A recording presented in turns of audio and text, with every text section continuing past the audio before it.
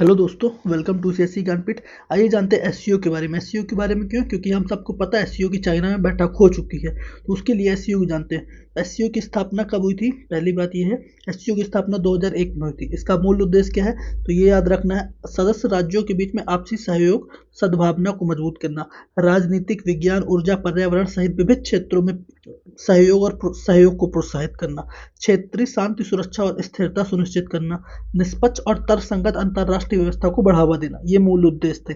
SCO भावना क्या है? SCO भावना भी उद्देश्य है कुल मिला के, पारस्परिक विश्वास, लाभ, समानता, सभ्यता के सम्मान और साझा प्रगति पर आधारित समन्वित दृष्टिकोण बनाना। अब ये याद रखना, निर्णय कौन लेता है? निर्णय कौन लेता है? राष्ट्र प्रमुखों की परिषद जो अभी हुई थी, ये वार्षिक होती है। अभी प्रधानमंत्री जी गए हुए थे ना, इसी परिषद में गए हुए थे। और ये परिषद क्या करती है? तो ये भी याद रखना, महासचिव और आरएटीएस के निर्देशों की नियुक्ति करती है, जो कि 3 वर्ष में होता है। अभी आरएटीएस क्या है? आरएटीएस क्षेत्रीय संगठन एससीओ का, क्षेत्रीय आतंकवाद विरोधी संरचना। इसका सचिवालय कहाँ है? ताशकंद में है। और एससीओ का सचिवालय कहाँ है? बीजिंग में। ये याद रखना, यहाँ से क्वेश्चन प्रीलिम्स से बन सकता है। वैसे बता दूं, 2023 में एससीओ से मेंस में भी एक क्वेश्चन आया था। वो क्वेश्चन मैं टेलीग्राम में पोस्ट कर दूंगा। क्वेश्चन के लिए आप ये टेलीग्राम ज्वाइन कर सकते हैं, ज्ञानपीठ_CSC।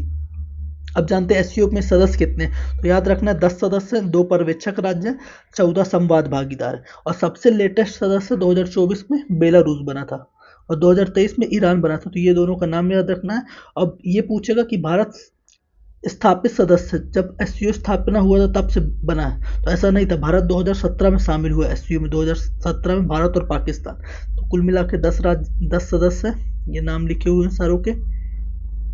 और पर्यवेक्षक है अफगानिस्तान, मंगोलिया। और भागीदार कौन है?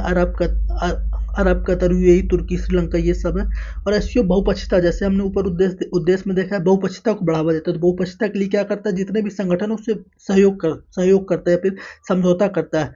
किसके लिए? सामाजिक आर्थिक सुरक्षा, पर्यावरणीय सहयोग के लिए। जैसे हमने यहाँ पे पढ़ा, सहयोग को प्रोत्साहित करने के लिए।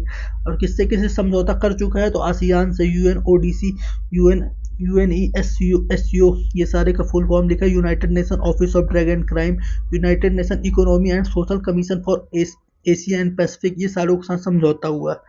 तो ये था एससीओ के बारे में। और ये कुछ ऐसे ही है इंपॉर्टेंट, ये इतना इंपॉर्टेंट नहीं है, इनको देखना, इनको याद रखना ज़्यादा ज़रूरी, इससे सारा काम हो जाता है। तो मिलते हैं फिर किसी और वीडियो में। अभी के लिए थैंक यू। अगर चीज़ें पसंद आए तो लाइक, शेयर, सब्सक्राइब करिएगा।